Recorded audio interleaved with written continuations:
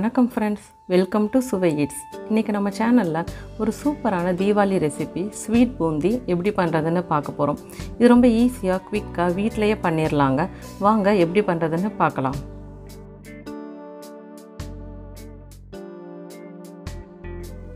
பூந்தி பண்ணுறதுக்கு first mixing Pavul எடுத்துக்கலாங்க. அதில் சல்லடையை வச்சு நான் 1 கப் அளவு கடலை மாவு சேர்த்துக்கிறேன். இது நல்லா சலிச்சு எடுத்துக்கலாம். நீங்கள் எந்த கப்பில் கடலை மாவு அளக்குறீங்களோ அதே கப்பிலையே மற்ற இன்க்ரீடியன்ட்ஸும் அளந்து எடுத்துக்கோங்க. இப்போ இது கூட பேக்கிங் சோடா 1 சிட்டிகை, கேசரி பவுடர் 1/4 டீஸ்பூன் சேர்த்துக்கலாம். இது எல்லாத்தையும் நல்லா மிக்ஸ் பண்ணி விட்டுக்கலாங்க.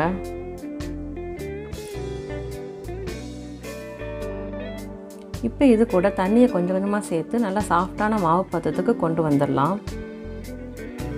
தண்ணியை நீங்கள் மொத்தமாக சேர்த்துடக்கூடாதுங்க. அப்படி சேர்த்திங்கன்னா மாவு தனித்தனியாக கட்டி கட்டியாக நின்றுக்கிறோம்.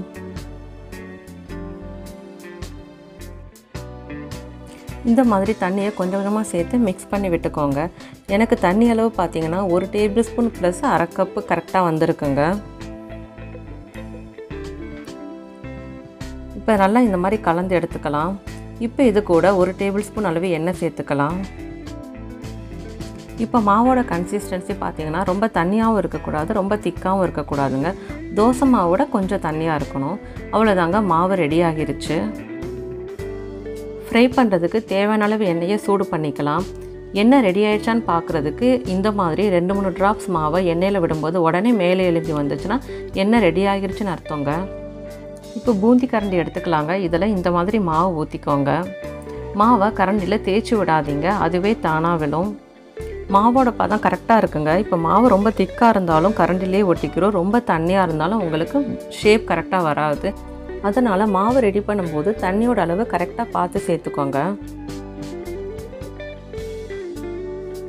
மீடியம் ஃப்ளேம்லேயே வச்சு ஃப்ரை பண்ணிக்கலாம். 30-40 செகண்ட்ஸ் ஃப்ரை பண்ணால் போதுங்க. ரொம்ப நேரம் குக் பண்ணணும் அவசியம் இல்லை, சீக்கிரமே ரெடி ஆகிரும். அவ்வளோதாங்க, பூந்தி ரெடி ஆகிருச்சு. இப்போ எடுத்துடலாம். இதை ஒரு பவுலில் மாற்றிடலாங்க.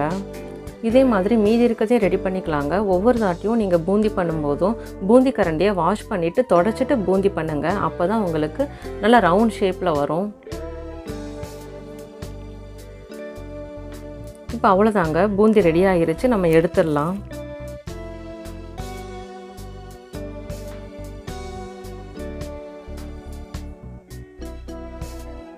இப்போ இதை பவுலில் வச்சிடலாம். இதே மாதிரி எல்லாத்தையும் நம்ம ரெடி பண்ணிக்கலாம். அடுத்து சர்க்கரை பாகு பண்ணுறதுக்கு சர்க்கரை 1 கப் எடுத்துக்கிறேங்க. இது கூட 1/2 கப் அளவு தண்ணி சேர்த்துக்கலாம். இது நல்லா மிக்ஸ் பண்ணி விட்டுக்கோங்க. சர்க்கரையெல்லாம் நல்லா கரைஞ்சி கொதிச்சு வரணும்.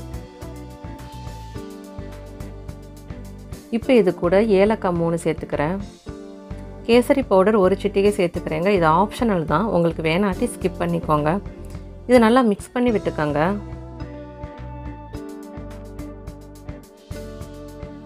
இப்போ இதை 3-4 நிமிஷத்துக்கு கொதிக்க விட்டுறலாங்க. சர்க்கரை பாகு லைட்டாக திக்கானா போதும். பாருங்கள், கரெக்டாக இருக்குது. நமக்கு கம்பி பதம்லாம் வரணும்னு அவசியம் இல்லை. இப்போ இது கூட நம்ம ரெடி பண்ணி வச்ச பூந்தியை சேர்த்துடலாம். பூந்தியை சர்க்கரை பாகோட நல்லா கலந்து விட்டுக்கோங்க. பூந்தி சர்க்கரை பாகில் நல்லா எல்லா சைடும் கோட் ஆகிற மாதிரி மிக்ஸ் பண்ணிவிட்டு ஸ்டவ் ஆஃப் பண்ணிடலாம்.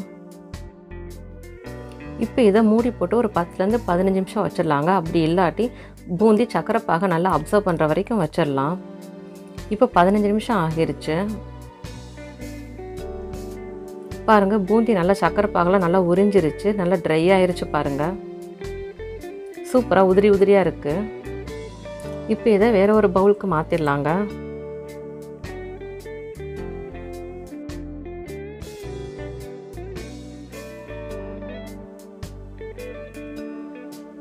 இதுலேருந்து கொஞ்சமாக பூந்தி எடுத்துக்கிறேன். இன்னொரு பவுல்லையும் கொஞ்சம் பூந்தி எடுத்துக்கலாம். இப்போ பச்சை கலர் ஃபுட் கலர் நான் சேர்த்துக்கிறேன் 1 சிட்டிகை. இதை மிக்ஸ் பண்ணி விட்டுக்கலாம். இது ஜஸ்ட்டு டெக்கரேஷனுக்காக பண்ணுறேங்க, உங்களுக்கு வேணாட்டி ஸ்கிப் பண்ணிடுங்க. இப்போ நம்ம ரெடி பண்ணி வச்ச பூந்தியை அதில் ஸ்ப்ரெட் பண்ணி விட்டுறலாம். இதே மாதிரி இன்னொரு பவுலில் எடுத்த பூந்திலையும் நான் ஆரஞ்சு கலர் சேர்த்துக்கிறேன். இதையும் நல்லா மிக்ஸ் பண்ணி விட்டுக்கோங்க. இப்போ இந்த பூந்தியில் இதை ஸ்ப்ரெட் பண்ணி விட்டுறலாம்.